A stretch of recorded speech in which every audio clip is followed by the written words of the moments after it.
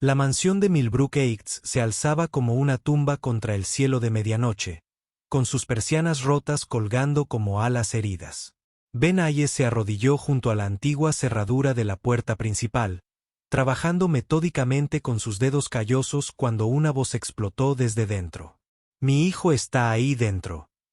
El grito rompió el silencio, primitivo y devastador. «Por favor, que alguien me ayude. Está encerrado dentro y no puedo sacarlo». A través de la ventana mugrienta, Ben vislumbró a un hombre con un traje de $1000, lanzándose contra una puerta de roble, con los nudillos partidos y sangrando, el rostro contorsionado por la agonía. «Señor, puedo ayudarlo», gritó Ben, saliendo al pasillo iluminado con velas. El desconocido se giró, con lágrimas surcando sus mejillas cenicientas. «¿Quién es usted? ¿Cómo entró aquí?» Pero cuando las herramientas de Ben finalmente abrieron la antigua cerradura, cuando la pesada puerta giró de par en par sobre sus bisagras chirriantes, ambos se quedaron paralizados. La habitación se extendía ante ellos, completamente vacía, sin un alma a la vista. Solo el eco inquietante del llanto de un niño que parecía filtrarse desde las mismas paredes. El haz de luz de la linterna de Ben atravesó la oscuridad, iluminando los mohús de polvo que danzaban en el aire viciado. El desconocido entró a trompicones en la habitación, sus caros zapatos resonando contra el suelo de madera. «Esto es imposible», susurró, con la voz quebrada como papel viejo. «Lo oí. Oí llorar a mi hijo».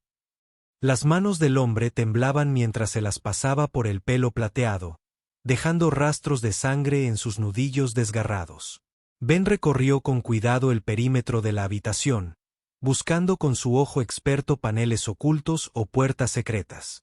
En la esquina había una caja de música ornamentada, con la tapa ligeramente en forma de frasco, y una melodía evocadora se filtraba como agua de una tubería rota. Al desconocido le fallaron las piernas y se desplomó en un sillón polvoriento. «No entiendo», murmuró, apretándose las sienes con las palmas de las manos. El llanto era tan claro, tan real. Ben se acercó a la caja de música, cuya superficie de madera tallada representaba a niños bailando en círculo. Al levantar la tapa por completo, la melodía se hizo más fuerte, más melancólica. «Señor, ¿cómo se llama?», preguntó Ben con suavidad. Su instinto de cerrajero le decía que había algo más en esta historia que una simple llamada de emergencia. El hombre levantó la vista con los ojos hundidos que parecían contener años de dolor no expresado. «Thomas», dijo finalmente.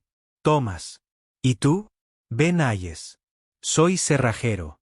La señora Peterson me llamó por una cerradura rota en la puerta de entrada». El rostro de Thomas palideció, más pálida que la luz de la luna que se filtraba por las ventanas sucias. La señora Peterson.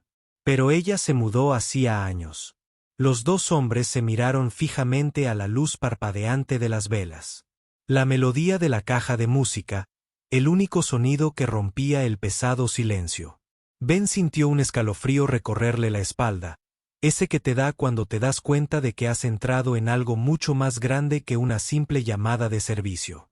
La mansión parecía respirar a su alrededor, sus viejos huesos asentándose con suaves crujidos y susurros.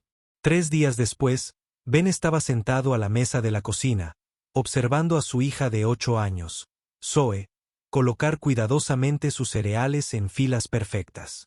Su cabello oscuro reflejaba la luz de la mañana que se filtraba por las ventanas de su modesto apartamento, y por un momento se parecía tanto a su madre que a Ben se le encogió el pecho. «Papá, ¿por qué te gusta ser cerrajero?», preguntó Zoe, sin levantar la vista de su metódico ritual del desayuno. Ben hizo una pausa, con la taza de café a medio camino de los labios, y su mirada se desvió hacia la fotografía enmarcada de Linda en la encimera de la cocina. «Porque me gusta abrir cosas importantes, cariño». Zoe ladeó la cabeza, procesando la respuesta con la seria concentración que solo poseen los niños. No entendía el peso de sus palabras, no podía ver cómo sus ojos se suavizaban al mirar la foto de su madre.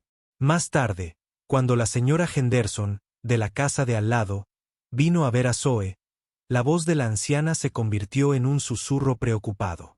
Esa niña sabe que su padre trabaja hasta tarde para ganar dinero extra para la matrícula. Se está portando muy bien. Ben besó la frente de Zoe, inhalando el aroma de su champú de fresa, llevando consigo la silenciosa preocupación que se había convertido en su compañera constante. La noche del lunes llegó con la insistencia de un invitado no deseado. Ben acababa de ayudar a Zoe con su tarea de matemáticas cuando sonó el timbre, interrumpiendo su cómoda rutina. Thomas estaba en el umbral de su puerta, con el mismo traje caro ahora arrugado y manchado. Ojeras como moretones. Su cabello plateado estaba despeinado, y sus manos aún mostraban la evidencia costrosa de su desesperado asalto a la puerta de roble. «Necesito hablarte sobre el viernes por la noche», dijo Thomas, con la voz apenas por encima de un susurro. Zoe miró alrededor de las piernas de Ben, sus ojos curiosos observando a su inesperado visitante con el interés desprevenido de la infancia. «Papá, ¿quién es?», preguntó, encontrando su pequeña mano con la palma callosa de Ben. Thomas contuvo la respiración al mirar a Zoe. Algo cruzó su rostro que hizo que Ben se sintiera instintivamente protector. «Es alguien a quien yo. En el trabajo, cariño», respondió Ben con cuidado, abriendo la puerta un poco más a pesar de sus reservas. Thomas entró, con movimientos cuidadosos y deliberados, como un hombre que camina por un campo minado de recuerdos. Cuando se sentó en el desgastado sofá, sus ojos no se apartaron del rostro de Zoe. «Es hermosa», murmuró Thomas, con la voz cargada de una emoción que Ben no pudo identificar. «¿Cuántos años tiene?». «8 años», respondió Zoe con orgullo, irguiéndose, como hacen los niños cuando quieren parecer mayores. El rostro de Thomas se arrugó levemente, una microexpresión de dolor tan breve que Ben casi la pasó por alto. «Me recuerda a alguien que conocí». Las palabras flotaron en el aire como humo, cargadas de una historia no contada. Ben vio a Thomas luchar con algo en su interior, su compostura de hombre de negocios quebrándose para revelar destellos de cruda vulnerabilidad debajo. Cuando Zoe subió corriendo las escaleras para jugar, la máscara de cuidado de Thomas finalmente se deslizó por completo. Sus hombros se hundieron como si un peso invisible se hubiera posado sobre ellos. «Señor Hola, Ben». Thomas empezó, pero se detuvo y sacó su billetera con dedos temblorosos. Sacó una tarjeta de presentación, cuyos bordes nítidos y su costosa impresión hablaban de éxito corporativo. «Thomas Ashford, director ejecutivo de Ashford Industries». Ben arqueó las cejas al comprenderlo. Ashford Industries era una de las empresas manufactureras más grandes de Connecticut. Su nombre figuraba en edificios de todo el estado. «La mansión el viernes por la noche», dijo Ben lentamente, mientras las piezas de un rompecabezas comenzaban a formar una imagen que aún no entendía. «¿Esa era la casa de tu familia?». Thomas asintió, con la garganta agitada mientras tragaba con fuerza ante las emociones que amenazaban con abrumarlo. «No he vuelto allí en 15 años», susurró Thomas, su voz apenas audible por encima del sonido de la casa al asentarse. «Desde entonces». Su voz se fue apagando, con la mirada distante y atormentada. Ben esperó, reconociendo la mirada de un hombre luchando con fantasmas. El silencio se extendió entre ellos, solo llenado por el sonido distante de los pasos de Zoe sobre sus cabezas y el tic-tac de la cocina marcando el tiempo como un latido. Finalmente, Thomas metió la mano en su chaqueta y sacó una fotografía, con los bordes desgastados por el tacto. La imagen mostraba a un niño de cabello dorado y brillantes ojos azules, con una sonrisa radiante con la alegría inocente que solo pertenece a los niños. «Este es Dylan», dijo Thomas, con el pulgar trazando el contorno del niño. Su rostro, con infinita ternura, lo miró con infinita ternura. «Mi hijo. Tenía 6 años cuando desapareció en esa casa hace 15 años». Ben contuvo la respiración. La fotografía temblaba ligeramente en las manos de Thomas. El parecido entre el niño de la foto y Zoe no era físico, sino algo más profundo. La misma curiosidad brillante, la misma sonrisa confiada que creía que el mundo era fundamentalmente bueno. La voz de Thomas se redujo a apenas un susurro. Ese día entró en el cuarto de juegos y la puerta se cerró con llave tras él. Cuando finalmente logré abrirla, se había ido. Simplemente se había ido. El peso de la confesión de Thomas los cubrió como una manta pesada. Ben se encontró inclinado hacia adelante, arrastrado por la tragedia a su pesar. ¿Cómo se fue?, preguntó con suavidad. Thomas negó con la cabeza. Su cabello plateado reflejaba la luz de la lámpara. Ningún rastro, ninguna señal de forcejeo. La habitación estaba vacía, como si simplemente se hubiera desvanecido en el aire. Sus manos se apretaron en puños, los nudillos blancos por la tensión. La policía lo buscó. Meses. Detectives, perros de búsqueda, investigadores privados. Era como si Dylan nunca hubiera existido. La fotografía revoloteó hasta la mesa de centro. El rostro sonriente de Dylan ahora los miraba desde entre anillos de café y revistas viejas. «Pero lo oíste el viernes por la noche», dijo Ben, mientras las piezas del rompecabezas se movían en su mente. Thomas asintió, con los ojos brillantes por las lágrimas contenidas. «Durante 15 años, he escuchado su voz en salas de juntas, en mi coche, en mitad de la noche. Todos decían que era culpa, trauma, que necesitaba terapia». Se rió con amargura, el sonido áspero en la pequeña sala de estar. Tal vez tenían razón, pero el viernes por la noche fue diferente. Esta vez, alguien más lo escuchó también. Ben recordó el sonido que le había puesto la piel de gallina, el llanto del niño que parecía venir de la nada y de todas partes a la vez. La parte racional de su mente insistía en que tenía que haber una explicación. Pero otra parte, más profunda y primitiva, susurraba que algunos misterios desafiaban la lógica. El martes por la noche Thomas regresó, esta vez con una caja blanca de panadería atada con una cuerda. Los ojos de Zoe se iluminaron al verlo. Su amabilidad natural superaba cualquier advertencia de peligro ante un extraño. «Tío Thomas», gritó, el título surgió espontáneamente, como suelen hacer los apodos de los niños. El rostro de Thomas se transformó, los años parecieron desvanecerse al sonreír ante su entusiasmo. «Traje galletas», dijo, con la voz más suave de lo que Ben la había oído. «Con pepitas de chocolate. Espero que no te moleste». Ben observó la interacción con atención, notando cómo la actitud de Thomas se suavizaba al estar cerca de su hija, como su coraza corporativa se desvanecía para revelar a alguien mucho más vulnerable debajo. Mientras Zoe examinaba las galletas con precisión científica, Thomas se volvió hacia Ben con una expresión de desesperada esperanza. «He estado pensando en lo que pasó el viernes por la noche, en por qué ambos oímos la voz de Dylan». Hizo una pausa, eligiendo sus palabras con cuidado. «Hay algo más en esa casa. Algo que nunca le conté a la policía».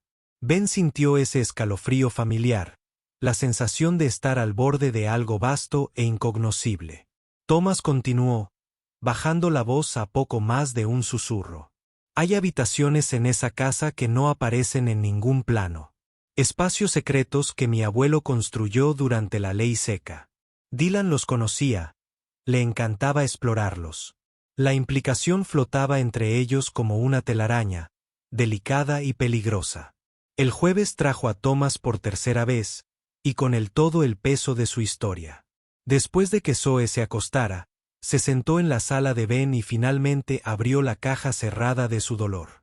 «El día que Dylan desapareció, habíamos estado peleando», comenzó Thomas, con voz firme, pero con las manos temblorosas. «Cosas tontas de padre e hijo. Quería ir a la fiesta de cumpleaños de su amigo, pero yo tenía llamadas de trabajo que hacer. Le dije que jugara tranquilo en casa». Las palabras salían despacio, cada una arrancada como una astilla. Oí que la puerta del cuarto de juego se cerraba de golpe, pero estaba demasiado ocupada con mi conferencia telefónica como para ver cómo estaba. Demasiado importante, demasiado exitoso como para que me molestara mi hijo de 6 años. La autocomplacencia en la voz de Thomas era como ácido que consumía todo lo que tocaba. Ben quería consolarlo, pero reconocía la culpa que vivía en los huesos de un hombre y que se convertía en parte de su esqueleto. Cuando finalmente fui a ver cómo estaba, la puerta estaba cerrada por dentro. Llamé a Dylan, pero no hubo respuesta. Derribé la puerta, pero la habitación estaba vacía. Completamente vacía. La voz de Thomas se quebró al pronunciar las últimas palabras. 15 años de angustia sangrando. La policía dijo que no había salida excepto por esa puerta. Sin ventanas, sin otras salidas. Pero Dylan se había ido. ¿Crees que encontró una de las habitaciones secretas?, preguntó Ben, empezando a comprender. Thomas asintió, con lágrimas corriendo por sus mejillas sin control. Creo que mi hijo se metió en algún lugar oculto, quizá se lastimó, quizá quedó atrapado, y creo que sigue ahí, llamando a su papá para que lo encuentre. Las palabras flotaron en el aire como una oración y una maldición a la vez. Ben sintió el peso de la esperanza y la desesperación de Thomas, la necesidad aplastante de creer que en algún lugar de esa vieja casa, un niño perdido esperaba ser encontrado. La parte racional de su mente protestó, pero su corazón, la parte que comprendía el amor de un padre, susurró que habían sucedido cosas más extrañas. El sábado por la noche, ambos estaban de pie en el recibidor de la mansión Aseford, con sus linternas cortando débiles senderos a través de la oscuridad opresiva. La casa se sentía diferente esta vez, más viva de alguna manera, como si su presencia hubiera despertado algo que había estado durmiendo. Thomas se movía por las habitaciones como un fantasma, sus pasos resonando en los espacios vacíos donde una vez hubo risas. A Dylan le encantaba este lugar, murmuró, pasando los dedos por la polvorienta barandilla. Dijo que era como un castillo lleno de pasadizos secretos y tesoros escondidos. Ben lo siguió, con su ojo de cerrajero observando la artesanía de los viejos herrajes, la forma en que las sombras parecían esconderse en rincones que no deberían existir. Subieron las escaleras, los viejos escalones de madera crujieron bajo su peso. Al final del pasillo, Thomas se detuvo ante una puerta ligeramente entreabierta, con la pintura descascarada como piel vieja. «El cuarto de juegos», susurró, con una voz apenas audible. Dentro, los juguetes polvorientos estaban exactamente donde los habían dejado hacía 15 años. Un cuadro congelado de una infancia interrumpida. Soldados de juguete estaban firmes en el alféizar de una ventana, con la pintura descolorida, pero sus diminutas armas aún en alto. Un caballo balancín permanecía inmóvil en un rincón, con sus ojos pintados como si siguieran sus movimientos por la habitación. El silencio era tan absoluto que parecía como si algo vivo les presionara los tímpanos con su peso. Entonces lo oyeron, suave al principio, apenas distinguible del asentamiento natural de la casa, pero cada vez más claro. La voz de un niño, fina y desesperada, los llamaba desde algún lugar por encima de sus cabezas. «Papá, papá, ¿dónde estás?». El rostro de Thomas palideció como el papel, todo su cuerpo temblaba como una hoja en un huracán. «Dylan», susurró, con el nombre como una oración en sus labios. La voz volvió a sonar, esta vez más clara, como si emanara del mismo techo. «Tengo miedo, papá. Está oscuro y no encuentro la puerta». Ben sintió agua helada correr por sus venas. Cada pensamiento racional en su cabeza gritaba que esto era imposible. Thomas se tambaleó hacia el sonido, con las manos apretadas contra las paredes, buscando algo que no debería existir. «¿Dónde estás, hijo? Papá está aquí ahora. Papá viene a buscarte». Su voz se quebró al pronunciar las palabras. 15 años de culpa y dolor brotaban de él como sangre de una herida. Ben también se movió, la luz de su linterna danzando a través las paredes y el techo, buscando alguna señal de una entrada oculta. El llanto se hizo más fuerte, más urgente, y con él llegó un sonido que los dejó paralizados. El suave golpe de puños pequeños contra la madera. El ritmo desesperado de alguien atrapado y asustado. En el rincón más alejado del cuarto de juegos, detrás de una estantería alta llena de clásicos infantiles polvorientos. La luz de Ben iluminó algo que le aceleró el corazón. La pared no estaba bien alineada, creando una sombra que sugería profundidad donde no debería haberla. Thomas, llamó suavemente, con la voz tensa por el descubrimiento. Juntos movieron la pesada estantería. Sus patas de madera raspaban el suelo con un sonido como el de uñas sobre una pizarra. Detrás, casi invisible en la penumbra, había una pequeña puerta de no más de 1,5 metros de altura, pintada a juego con la pared circundante. Una cerradura antigua se encontraba justo debajo de un pomo de latón deslustrado. El llanto cesó de golpe, como si alguien hubiera pulsado un interruptor. El silencio que siguió fue de alguna manera peor que el sonido, cargado de posibilidades demasiado terribles para contemplarlas. Thomas se arrodilló ante la pequeña puerta, con las manos suspendidas sobre su superficie como un penitenciario ante un altar. «Dylan», llamó en voz baja. «¿Estás ahí, hijo?»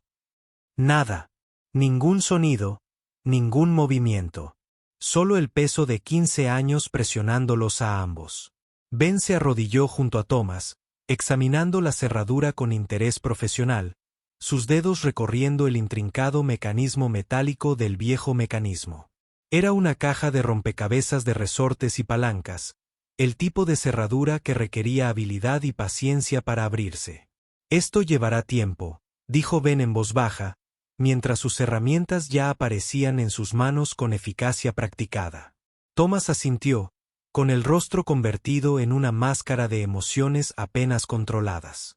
Mientras Ben trabajaba, sus imágenes explorando delicadamente los antiguos secretos de la cerradura, Thomas le contó sobre la pasión de Dylan por el escondite, sobre la fascinación del niño por los misteriosos espacios de la casa. «Siempre encontraba nuevos lugares que explorar», susurró Thomas. «Armarios que parecían más grandes por dentro, escaleras que conducían a habitaciones que no figuraban en ningún plano. Pensé que era solo la imaginación de un niño». El mecanismo de la cerradura giró con un suave clic que pareció resonar por toda la casa. La puerta se abrió sobre bisagras que protestaron con el sonido del metal oxidado. Más allá se extendía un espacio tan pequeño que apenas podía llamarse habitación, más bien un gran armario excavado en los huesos de la casa. La luz de la linterna de Ben reveló tablas de suelo polvorientas, telarañas tan gruesas como cortinas, y en el rincón más alejado, algo que les cortó la respiración a ambos hombres. Un pequeño esqueleto, aún con los restos de una camisa y vaqueros de talla infantil, estaba acurrucado en posición fetal contra la pared del fondo. En la diminuta muñeca, un reloj que había dejado de sonar hacía 15 años aún marcaba el momento exacto en que se había extinguido la esperanza. El grito de Thomas recorrió la mansión como un rayo, un sonido de angustia tan pura que pareció sacudir los cimientos. Se arrastró hasta el pequeño espacio, su gran cuerpo apenas cabía, sus manos se cernían sobre los pequeños huesos con infinita ternura. «Mi niño», sollozó. «Mi hermoso niño. Papá lo siente mucho. Papá siente muchísimo haber tardado tanto en encontrarte». Ben sintió lágrimas correr por sus mejillas. El peso de la tragedia lo aplastaba como un edificio derrumbado.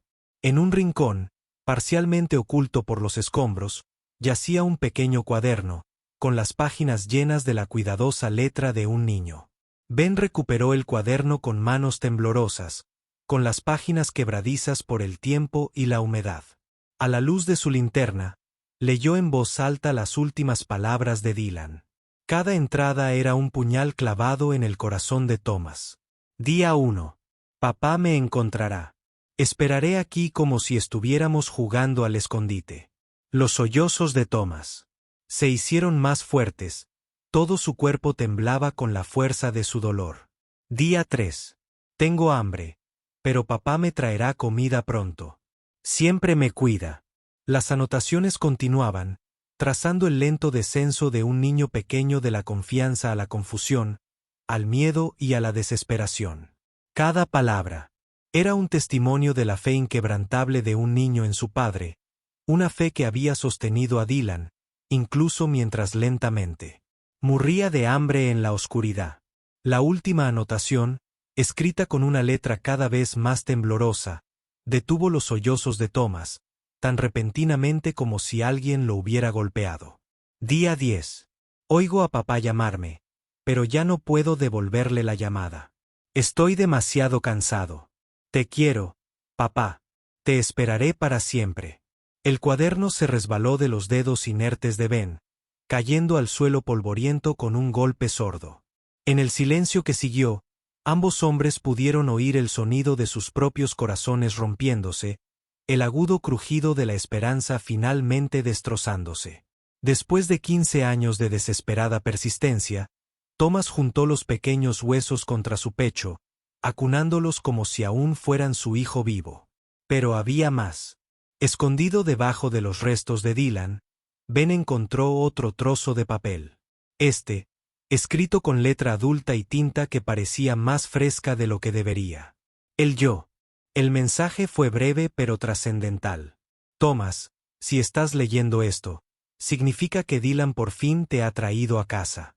Durante 15 años, tu hijo ha intentado guiarte de vuelta a este lugar para ayudarte a encontrarlo y que ambos pudieran estar en paz. Hoy lo logró. Ahora puede descansar con amor. Linda Hayes. Ben miró el papel, con la mente dando vueltas. Linda Hayes, el nombre de su esposa, escrito con la inconfundible letra de su esposa. Pero Linda llevaba 2 años muerta, arrebatada por el cáncer que la había devorado viva a pesar de todas sus oraciones y tratamientos. Thomas levantó la vista de los restos de Dylan, con el rostro cubierto de lágrimas y polvo. Linda Hayes, susurró. El nombre pareció despertar un profundo recuerdo. ¿Ese era el nombre de tu esposa? Ben asintió, incapaz de hablar por el nudo que tenía en la garganta. Los ojos de Thomas se abrieron de par en par al reconocerla. Doctora. Linda Hayes. Ella fue mi terapeuta después de la desaparición de Dylan. Me ayudó a superar lo peor hasta que dejé de asistir a las sesiones porque ya no soportaba el dolor. Las piezas de un rompecabezas imposible empezaban a encajar. Linda, que siempre había creído que el amor trascendía la muerte, que las conexiones entre las personas no podían romperse por algo tan mundano como la mortalidad, debía de saberlo. Ben susurró, empezando a comprender. De alguna manera, había conseguido que nos viéramos esa noche. Sabía que volverías pronto, y sabía que yo era el único cerrajero del pueblo capaz de abrir las viejas cerraduras. Thomas miró la nota. Su mente racional de hombre de negocios se enfrentaba a algo más profundo y primitivo. Pero ¿cómo podía saber de esta habitación? ¿De Dylan? Ben pensó en la asombrosa intuición de su esposa, en su capacidad para ver patrones donde otros solo veían caos, en su inquebrantable creencia en el poder del amor para sanar incluso las heridas más profundas. La señora Peterson lo había llamado a la mansión esa noche. Ben se dio cuenta entonces de la señora Peterson, quien había sido la mejor amiga de Linda, quien le había tomado la mano durante esas últimas semanas en el hospital. Linda debió haberle prometido a Ben que llamaría a Ben cuando Thomas finalmente se animara a volver a casa. Era exactamente el tipo de conspiración elaborada y amorosa que Linda habría orquestado. Su último regalo a 2 hombres destrozados que se necesitaban el uno al otro más de lo que creían. La nota en sus manos era cálida, como si aún resonara con la compasión de su esposa. Thomas levantó con cuidado los restos de Dylan, acunándolos contra su pecho mientras las lágrimas corrían por su rostro. «Te llevo a casa, hijo», le susurró al pequeño esqueleto. «Papá te lleva a casa y vamos a tener el funeral que merecías hace 15 años». Ben lo ayudó a ponerse de pie, ambos hombres moviéndose con la reverencia de quienes llevan algo infinitamente precioso. Mientras salían de la habitación secreta, la casa pareció suspirar a su alrededor, como si finalmente se liberara un aliento contenido. Las sombras ya no parecían amenazantes, sino pacíficas, como una iglesia después de la última oración. En el cuarto de juegos, Thomas se volvió hacia Ben con una expresión de profunda gratitud mezclada con una tristeza insoportable. «No sé cómo agradecerte», dijo, con la voz quebrada por el llanto. Me devolviste a mi hijo. Me ayudaste a traerlo a casa. Ben negó con la cabeza, abrumado por la magnitud de lo que habían descubierto. Linda lo hizo, respondió en voz baja. Nos reunió porque sabía que Dylan necesitaba ser encontrado. Sabía que necesitaba cerrar este ciclo. Se quedaron en la habitación polvorienta donde una vez resonó la risa de un niño.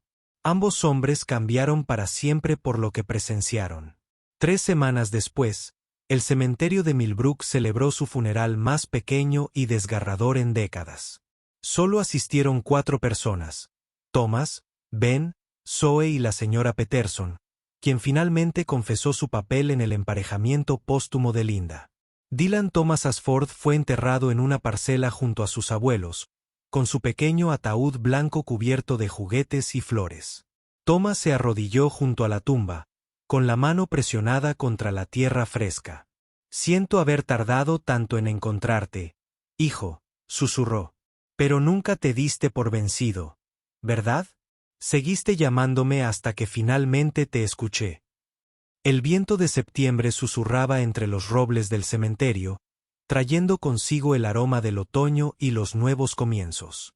La señora Peterson se acercó a Ben mientras Thomas se despidió de Dylan por última vez. Los ojos de la anciana brillaban de lágrimas, pero también con algo que podría haber sido alivio. Linda me hizo prometer, dijo en voz baja.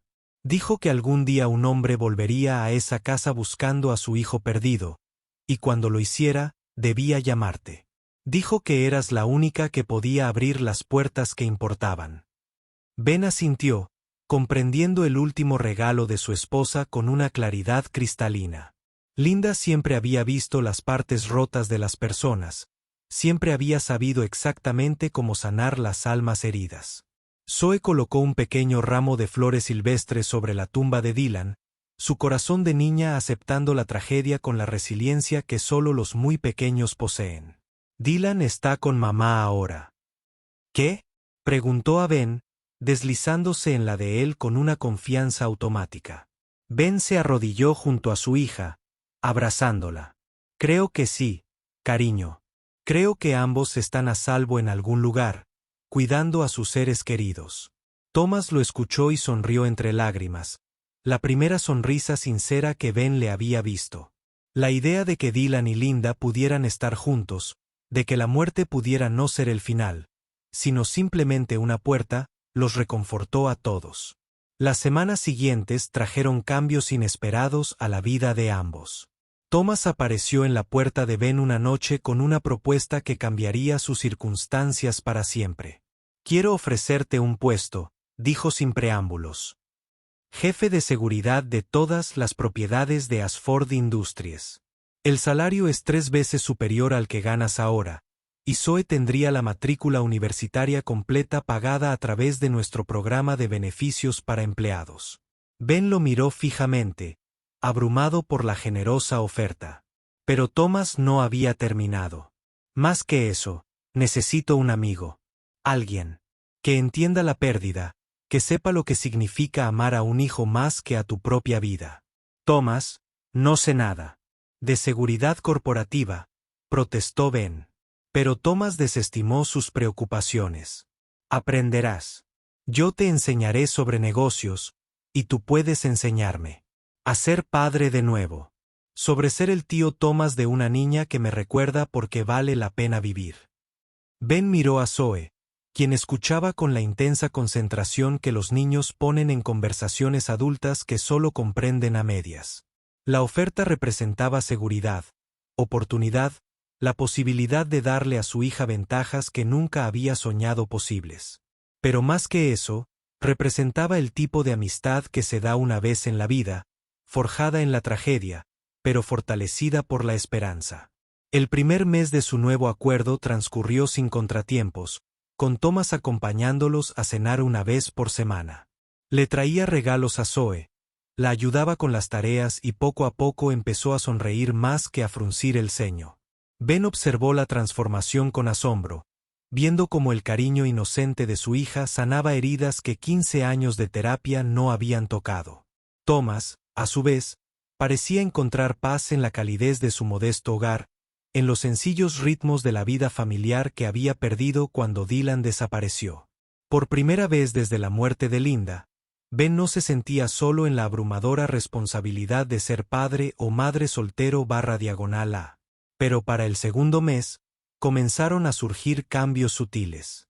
Las visitas de Thomas se volvieron menos frecuentes, sus sonrisas más forzadas, su atención parecía centrarse en algo más allá de su pequeño círculo familiar. Trabajaba más horas, viajaba más, refugiándose gradualmente en el hombre exitoso pero aislado que había sido antes del descubrimiento de Dylan. Ben notó el cambio, pero no insistió, reconociendo las señales de alguien que luchaba con la culpa del superviviente. Thomas había encontrado a su hijo, le había dado a Dylan el entierro que merecía, pero el peso de esos 15 años perdidos aún lo oprimía como una avalancha de arrepentimiento. El tercer mes trajo la crisis. Thomas se perdió 2 cenas seguidas y luego dejó de llamar por completo. Cuando Ben contactó, recibió breves respuestas profesionales que hablaban de reuniones, viajes de negocios y obligaciones impostergables. Zoe notó la ausencia de inmediato. Su corazón de niña comprendía lo que su mente no podía articular. ¿Dónde está el tío Thomas? Papá, preguntó una noche, con la voz entrecortada por la confusión. ¿Hice algo mal? Ben la abrazó, con el corazón dolido por el hombre que prefería el aislamiento a las complicaciones del amor y la conexión. Cuando Ben finalmente localizó a Thomas en su oficina del centro, se encontró con un hombre que se había encerrado tanto en su cascarón corporativo que era casi irreconocible. El Thomas que había llorado sobre los restos de Dylan, que se había reído de los chistes tontos de Zoe, que había encontrado consuelo en su humilde cocina, parecía haberse desvanecido por completo. Creo que es mejor así, dijo Thomas sin levantar la vista de la pantalla del ordenador. No se me dan bien estas cosas de familia. Lo demostré con Dylan. Su voz era plana, sin emociones, la voz de un hombre que había renunciado a la felicidad como un lujo que no merecía. Thomas, eso no es cierto, dijo Ben con firmeza. La muerte de Dylan no fue tu culpa. Eras un padre trabajador que cometió un error, no un monstruo. Pero Thomas negó con la cabeza, con la mandíbula apretada por un obstinado odio hacia sí mismo. Dejé que mi hijo muriera solo en la oscuridad mientras estaba en una conferencia telefónica. No merezco otra oportunidad de ser feliz. Las palabras flotaban entre ellos como un muro, sólido y aparentemente impermeable. Ben reconoció la voz de la depresión, el susurro seductor que les decía a las personas rotas que merecían su dolor, que sanar era una traición a aquellos a quienes no habían logrado salvar. ¿Sabes qué te asusta?, preguntó Ben en voz baja. No es que puedas fracasar, Zoe, como crees que fracasaste, Dylan. Es que puedas tener éxito. Que puedas volver a ser feliz. ¿Y luego qué pasa con toda esa culpa que has estado cargando como una manta de seguridad? Las manos de Thomas dejaron de moverse sobre el teclado. Sus hombros se tensaron como si Ben lo hubiera golpeado. Amar a Zoe no deshonra la memoria de Dylan. La honra. Demuestra que tu capacidad de amar sobrevivió a lo peor que le podría pasar a un padre. La voz de Ben era suave pero implacable. La voz de alguien que comprendía el poder seductor del autocastigo. Pero Thomas no podía oírlo. Todavía no. Necesito espacio, dijo finalmente, con la voz apenas por encima de un susurro. Necesito descubrir quién soy sin Dylan, sin la búsqueda, sin todo esto. Señaló vagamente su oficina, su éxito, la vida que había construido sobre los cimientos de su dolor. Ben asintió, comprensivo, incluso mientras su corazón se rompía un poco más. La puerta siempre está abierta, dijo simplemente. Cuando estés listo para dejar de castigarte por ser humano, Zoe y yo estaremos allí. Dejó su tarjeta de visita en el escritorio de Thomas, un pequeño gesto de fe en un hombre que había perdido temporalmente la fe en sí mismo. Pasaron 6 meses en un torbellino de vida cotidiana, interrumpido por las preguntas ocasionales de Zoe sobre el tío Thomas. Ben respondió con la mayor sinceridad posible, explicando que a veces los adultos necesitaban tiempo para resolver las cosas, que Thomas estaba lidiando con sentimientos demasiado grandes y complejos para soluciones rápidas. No mencionó los rumores que escuchó a través de la red de chismes de la señora Peterson, historias de Thomas trabajando jornadas de 18 horas, de su creciente aislamiento, de un hombre exitoso que desaparecía lentamente en su propio éxito como arenas movedizas. La llamada llegó una tarde gris de septiembre, casi un año después del funeral de Dylan. Ben estaba trabajando en una cerradura particularmente difícil cuando sonó su teléfono. El identificador de llamadas mostraba un número que no había visto en meses. Ben, soy Thomas. La voz era áspera, agotada, pero inconfundiblemente real, algo que no había sido durante su última conversación. Oí que Zoe estaba enferma. El corazón de Ben se encogió de sorpresa y algo que podría haber sido esperanza. Solo un resfriado, dijo con cuidado. ¿Cómo lo supiste? El silencio al otro lado se alargó lo suficiente como para que Ben se preguntara si la llamada se había cortado. La señora Peterson lo mencionó en el supermercado, admitió Thomas finalmente. He estado preguntando por ustedes dos, no directamente, pero su voz se fue apagando, la confesión flotando entre ellos como un puente esperando ser cruzado. Ben sintió que las lágrimas le picaban en los ojos, la comprensión lo inundaba. Thomas no había desaparecido por completo.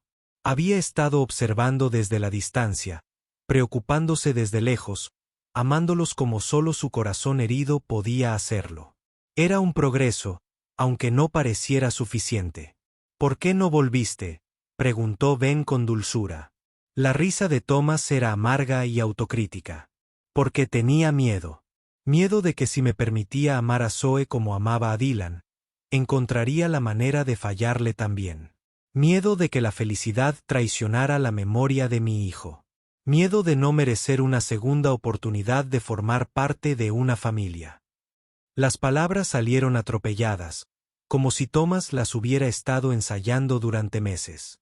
Ben cerró los ojos, recordando sus propias luchas tras la muerte de Linda, como el dolor podía convertirse en una prisión que construimos a nuestro alrededor. Thomas. Dylan pasó 10 días en esa habitación creyendo que lo encontrarías. Ben dijo en voz baja. Incluso cuando se estaba muriendo, incluso cuando se salvó y estaba solo, nunca dejó de creer en ti. ¿De verdad crees que querría que pasaras el resto de tu vida castigándote por no ser perfecta? La pregunta flotaba en el aire como incienso, sagrada y desafiante. Ben podía oír a Thomas llorando al otro lado de la línea, el sonido de una presa que finalmente se rompía después de meses de contenerse. Un océano de dolor, culpa y amor desesperado. Quiero volver a casa, susurró Thomas finalmente, con la voz llena de emoción. No a mi casa, no a mi oficina. A casa contigo y con Zoe, si me aceptas. Ben sonrió entre lágrimas, recordando la inquebrantable creencia de Linda de que el amor era más fuerte que la muerte, que la sanación siempre era posible para aquellos lo suficientemente valientes como para intentarlo. Nunca dejamos de esperarte, dijo simplemente. Zoe todavía te reserva un lugar en la cena. Dice que el tío Thomas volverá cuando esté listo para dejar de estar triste. Esa noche, mientras el otoño teñía el cielo de tonos dorados y carmesí, Thomas estaba en la puerta de Ben con una caja de pizza y una pequeña bolsa de regalo. Cuando Zoe abrió la puerta, su rostro se iluminó como el amanecer y se lanzó a sus brazos sin dudarlo ni reprocharle nada. Tío Thomas, sabía que volverías. Dylan me dijo que lo harías. Los ojos de Thomas se encontraron con los de Ben por encima de la cabeza de Zoe. Ambos recordaban la voz de un niño que llamaba en la oscuridad. Un amor lo suficientemente fuerte como para salvar la brecha entre la vida y la muerte. Se sentaron alrededor de la mesa familiar de la cocina, compartiendo pizza y historias, reconstruyendo conexiones que nunca se habían roto del todo, sino que simplemente habían quedado a un lado mientras sanaba. Thomas parecía mayor, más desgastado, pero también, de alguna manera, más ligero, como si finalmente hubiera dejado atrás una carga demasiado pesada para que una sola persona la llevara. No sé qué demonios. Seguro que se sostiene, les dijo mientras Zoe le mostraba su último proyecto escolar. Puede que a veces tenga que viajar. Puede que tenga días malos cuando la culpa se vuelva demasiado pesada. Pero sé que ya no quiero afrontar nada de esto sola. Ben asintió, comprendiendo la complejidad del duelo, como la sanación se producía a trompicones en lugar de con una progresión fluida. No nos vamos a ninguna parte, le aseguró a Thomas. Esto es lo que significa la familia, apoyarnos mutuamente, especialmente cuando es difícil. En la encimera de la cocina, la foto de Linda parecía sonreír con aprobación. Su presencia se sentía, si no se veía. Sobre ellos, la casa se cubría de la noche con suaves crujidos y suspiros, los sonidos del hogar dando la bienvenida a otra alma perdida en su abrazo. A medida que la noche se hacía más profunda y Zoe finalmente se acostaba, los dos hombres permanecieron sentados en un cómodo silencio, procesando el largo viaje que los había traído a este momento. ¿Crees que están juntos?, preguntó Thomas de repente. Linder y Dylan, donde quiera que estén ahora. Ben consideró la pregunta, recordando la absoluta certeza de su esposa de que el amor trascendía las fronteras físicas, que la muerte era simplemente otra puerta en lugar de un destino final. Creo que el amor no termina solo porque los cuerpos. Sí, dijo finalmente. Creo que ambos están exactamente donde deben estar, cuidando a las personas que dejaron atrás. Afuera, el viento de septiembre susurraba entre los árboles, trayendo consigo la promesa de días más frescos, pero también la certeza de que las estaciones cambian, de que el invierno siempre da paso a la primavera, de que incluso el dolor más profundo puede eventualmente transformarse en algo parecido a la paz. En la cálida cocina, dos amigos que se habían encontrado a través de la tragedia y la pérdida continuaron su conversación en voz baja, sentando las bases para lo que viniera después. El futuro se extendía ante ellos, incierto, pero ya no vacío, lleno de la posibilidad de encontrar alegría en los lugares más inesperados. Algunas historias no terminan con una felicidad perfecta, sino con algo mejor. El tranquilo reconocimiento de que el amor persiste más allá de la pérdida, de que la sanación es posible incluso para los corazones más heridos, y de que a veces la familia que necesitamos nos encuentra de las maneras más inesperadas. En un modesto apartamento en Millbrook, Connecticut, 3 personas que habían aprendido a llevar su dolor con gracia, se acomodaron al ritmo de una tarde común y corriente que se sentía de alguna manera sagrada, custodiada por el recuerdo de aquellos a quienes habían amado y perdido. Bendecida por el milagro de la conexión que trasciende incluso a la muerte misma.